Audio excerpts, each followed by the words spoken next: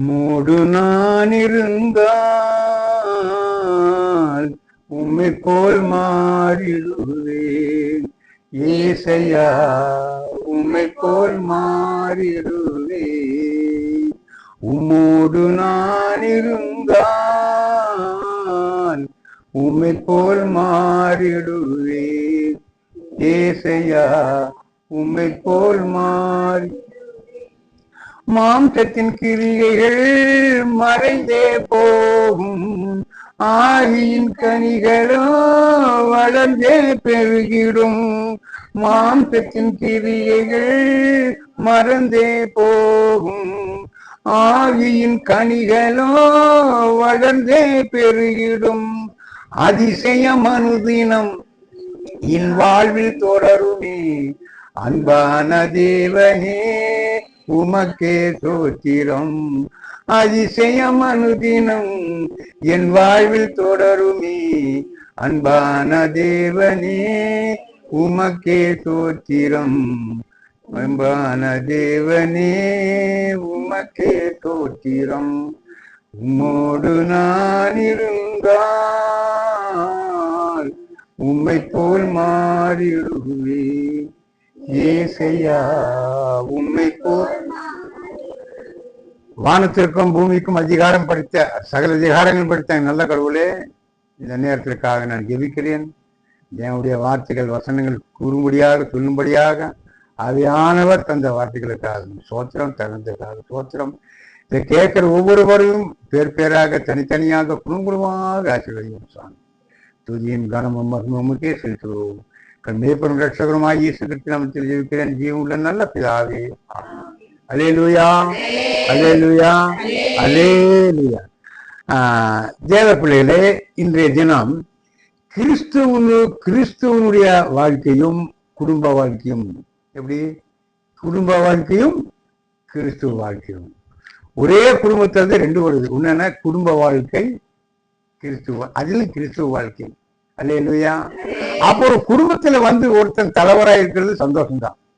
ஒரு சர்ச்சுக்கு ஒருத்தன் தலைவராக இருக்கிறது சந்தோஷம்தான். ஒரு சர்ச்சில் ஒருத்தன் பாஸ்டர் இருக்கிறது சந்தோஷம்தான். ஆனா அவன் எப்படிப்பட்டவனா இருக்கணும்னு சொன்னா, நம்ம 195 எங்க புஸ்தகத்தில் பார்க்கலாம், படிக்கலாம். 3ஆம் அதிகாரத்துல 1ஆம் வசனம். கண்காணிப்பை விரும்புகிறவன் நல்ல வேலையை விரும்புகிறான். இது உண்மையான வார்த்தை. ஆகையால் கண்காணியானவன் குற்றம் சாட்டப்படாதவனும் ஒரே மனைவியுடைய புருஷனும் ஜாக்கிரதை உள்ளவனும் தெளிந்த புத்தி உள்ளவனும் யோகியதை உள்ளவனும் அந்நியரை உபசரிக்கிறவன். நீங்க பாருங்க என்னன்னா, எப்படிப்பட்டவன் அவன். ஆகையால் கண்காணியானவன் குற்றம் சாட்டப்படாதவனும் ஒரே மனைவியுடைய புருஷனும் ஜாக்கிரதை உள்ளவனும் தெளிந்து புத்தி உள்ளவனும் யோகிதை உள்ளவனும் அந்நியரை உபசரிக்கிறவன். அந்நியர்னா யாரு? நம்ம சொந்தம் பந்தம் மாத்திரம் இல்லை, தெரிஞ்சவங்க, சர்ச்சுக்கு வர்றவங்க. அவங்க என்ன பண்ணும்? வாங்கய்யா உட்காருங்க, டீ சாப்பிடுறீங்களா, காஃபி சாப்பிடுறாங்க, என்ன பண்ணும்? உபசரிக்கணும். அதுதான் கிறிஸ்துவ வாழ்க்கை. என்ன வாழ்க்கை? கிறிஸ்துவ வாழ்க்கை. ஒருத்தன் தலைவராயிரம் ஒரு தகப்பனா இருந்து என்ன பண்ணணும்னா, அந்த குடும்பத்துக்குள்ளார அந்த தகப்பனை பார்த்து என்ன இருக்கணும்? பயம் இருக்கணும். என்ன இருக்கணும்? அப்போதான் என்ன ஆகுது? வெளியில எந்த தப்பும் நடக்காது. நடக்குமா? நடக்காது. ஐயோ எங்க தகப்பன் இல்லை, கர்த்தருக்குள்ள அவரை நம்ம வழி நடத்தணும். கர்த்தருக்குள்ள வழி நடத்தணும். யாரு நடத்தணும்? அந்த தலைவர். யாரு? குடும்ப வாய் திறந்து பேசுங்க. குடும்ப தலைவன் என்ன பண்ணணும்? அந்த குடும்பத்துல வழி நடத்தணுமா வேண்டாமா? நீ எங்க வேணாலும் போய், இப்படி வேணாலும் பண்ணு, இப்படி சம்பாதி, இப்படி அப்படி எல்லாம் இல்லை. அப்போ அந்த குடும்ப தலைவனுடைய கட்டுப்பாட்டுக்குள்ள இருக்கிறது தான் என்னது? குடும்பம். ஒரு சபையினுடைய கண்ட்ரோல்ல வச்சிருக்கிறது யாரு? பாஸ்டர். அந்த பாஸ்டருக்கு சொல்படி நடக்கிறது தான் அந்த சபை. அப்ப சபையானாலும் ஒண்ணுதான், வீடானாலும் ஒண்ணுதான். அப்போ அவன் எப்படி இருக்கணுமா? அவன் மதுவான பிரியனும் அடிக்கிறவனும் இழிவான ஆதாயத்தை இச்சிக்கிறவனுமாயிராமல் பொறுமையுள்ளவனும் சண்டை பண்ணாதவனும் பண ஆசை இல்லாதிருந்து தன் சொந்த குடும்பத்தை என்ன பண்ணணுமாமா நன்றாய் நடத்துகிறவனும். எப்படி? இவன் தான் கண்காணியாக இருக்கணும். எல்லாரையும் கண்காணிகள் வச்சேன்னா அரிசி வாங்கிட்டு வந்து காசு கொடுத்த சாராயத்தை கூட நடுவழிப்படுத்திருப்பான். அவன் கண்காணியா? கண்காணிப்புங்கிறது யாரு? குடும்பத்தை கண்காணிக்கணும், சபைய கண்காணிக்கணும். நான் செலவு வாங்கிட்டு வரேன்னு அங்க போய் சாராயத்தை குடிச்சிட்டு அங்க மூலையில் படுத்திருந்து இவங்க என்ன சொல்லுவாங்க, இது அரிசி வருதுன்னு சொல்லிட்டு இருப்பாங்க. அங்க என்ன நடக்கும்? அவங்க போய் தெரிஞ்சதுனால சும்மாதான் வருவான். அந்த மாதிரி யாரால என்ன பண்ணக்கூடாது? ஒரு குடும்ப தலைவனா இருக்கக்கூடாது. ஆமீன். அவன் சொந்த குடும்பத்தை எப்படி கீழே படுகிறா? கீழே படிக்கும் நாளை படிக்கும் போது தன் சொந்த குடும்பத்தை நன்றாய் நடத்துகிறவனும் தன் பிள்ளைகளை சகல நல்லொழுக்கம் உள்ளவர்களாக கீழ்படிய பண்ணுகிறவனுமாய் இருக்க வேண்டும். பிள்ளைகளுக்கு என்ன பண்ணப்பா அவன் உள்ள வந்தாத்தான் இவங்கள வரும்போது கரெக்டா அங்க போய் ஜெபம் பண்றான். பண்ணான் இல்லையா? இப்ப இருந்த ஜெபம் பண்றான். அவன் சாகர வரைக்கும் பரலோகத்துக்கு போற வரைக்கும் அதே தான் செய்வான். அவங்ககிட்ட என்ன புத்தி இருக்காது? கெட்ட புத்தி இருக்காது. அப்ப யார் அதை செய்யணும்? அந்த தகப்பன் என்ன செய்யறானோ அதேதான் அவன் பிள்ளை. அங்க வசனம் என்ன சொல்லுங்க? ஒருவன் நாளை படிக்கிறா, தன் சொந்த குடும்பத்தை நன்றாக நடத்துகிறவனும் தன் பிள்ளைகளை எப்படி நல்ல ஒழுக்கம். இப்ப சில கிறிஸ்டின் கார வீட்டுல போய் பாரு, பசங்க பைபிள் படிக்க மாட்டாங்க. என்ன படிக்க மாட்டாங்க? ஜெபம் பண்ண மாட்டாங்க. அவங்க பாட்டுக்கு அங்க விளையாடிட்டு போயிடுவாங்க. இங்க அம்மா என்ன பண்ண, சரி நீ விளையாடிட்டு வாடா அப்படின்னு சொல்லிட்டு ஜெபம். அது விசுவாசம் இல்லை, அது குடும்பம் நடத்துறது இல்லை. ஏய் உட்காருங்க, முழங்கால் படி போட்டு உட்காரு. என்ன போட்டு உட்காரு? முழங்கால் படி போட்டு அங்க உட்காரு. ஜெபம் பண்றான். என்ன சொல்றேன்? நான் பைபிள் படிக்கும் போது உட்கார சொன்னல. அப்படி இல்லாம இருந்தாக்கா அவன் என்ன பண்ண முடியாது? சபையிலையும் பாஸ்டரா இருக்க முடியாது, குடும்பத்திலையும் தலைவராக இருக்க கண்காணியா இருக்க முடியாது. அவனுக்கு எப்படியோ போய் நமக்கு காசு கொண்டு வரணும். அந்த மாதிரி சமாச்சாரம் எல்லாம் இருந்தா அந்த குடும்பமும் நல்லா வராது. சரிச்சும் எவனோ நீ எங்கே போயிட்டு வா நமக்கு காணி கொண்டு வந்து போற அதெல்லாம் இருக்கக்கூடாது. ஆண்டவருக்கும் நல்லா இருக்கணும், இந்த குடும்பத்துக்கும். அப்ப பயம்ங்கிறது இருக்குமா இல்லையா? இருக்குமா இல்லையா? சத்தம் போட்டு சொல்லணும்.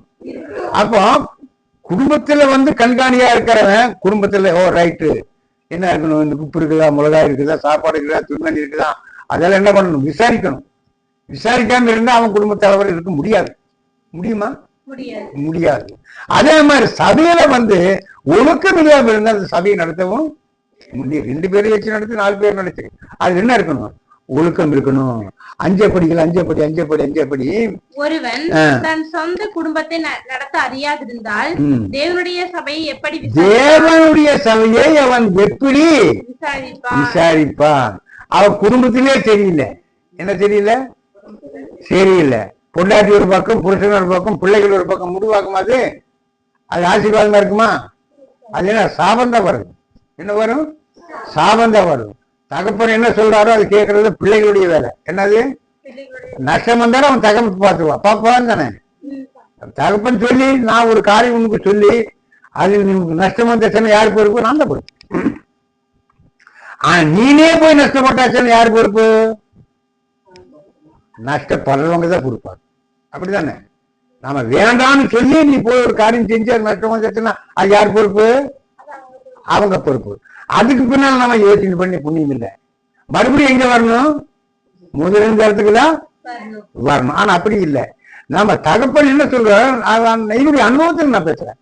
என்னுடைய அனுபவத்தில் எனக்கு இத்தனை வயசுல எத்தனையோ கஷ்டங்கள், நஷ்டங்கள், பாடுகள் எல்லாமே இருக்கும். இப்படி போனா வம்பு, அப்படி போனா வம்பு, இப்படி போனா நல்லதுதான் எனக்கு தெரியும் இல்லையா?